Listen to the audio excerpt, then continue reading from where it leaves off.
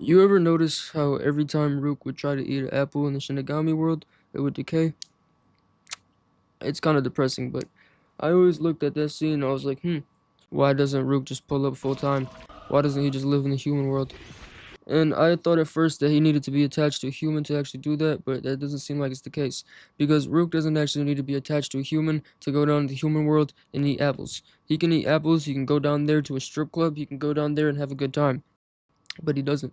Why don't other Shinigami do that? I mean, they're not stuck in the Shinigami world. They don't have to gamble and just look at the fucking sand all day. They can go down to the human world, go to a strip club or eat some apples, no problem. But Rook and all the other Shinigami don't do that.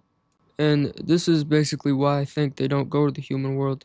First, I think if you're born in an environment where there's like no jobs, no nothing but the sky and gambling, all you're really gonna know how to do is gamble. So even if you have access to a human world that's not your homeland, you would preferably stay at home because humans like to stay close to home.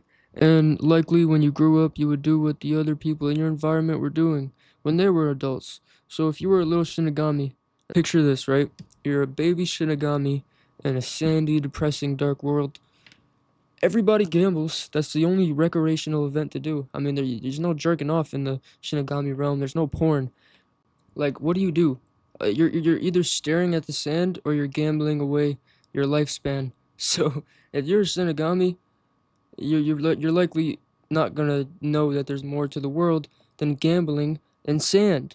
So, if you even go to the human world like Rook and you're fucking amazed, you're still likely gonna go home because that's your environment and that's what you're used to.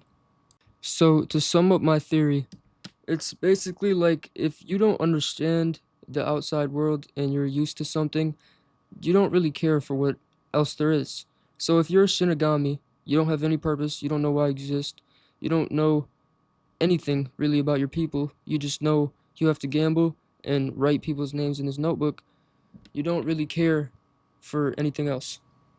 And it it just baffles my mind because the Shinigami King could hypothetically go down, build his own Shinigami paradise that would be completely invisible to humans on Earth, literally in an invisible kingdom for Shinigami that could have fucking Shinigami porn, chocolate, apples, cocaine, whatever a Shinigami would want.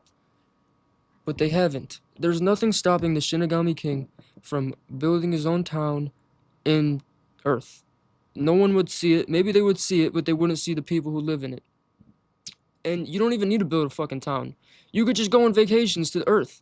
You literally, there's nothing stopping any Shinigami right now, this instant, right when I'm speaking, going down to Earth and watching YouTube or playing the game or I don't know, fucking shooting some hoops. Like a Shinigami could do that. A Shinigami can pick up a basketball and shoot it in a fucking hoop. But he doesn't do that. He doesn't go down to Earth and do that. And I'm like, why? You have the option. You have the option. You can take all 5 of your Shinigami friends and go down to Earth, play some fucking hoops, and go back and kill some fucking people in the desert land. I don't understand.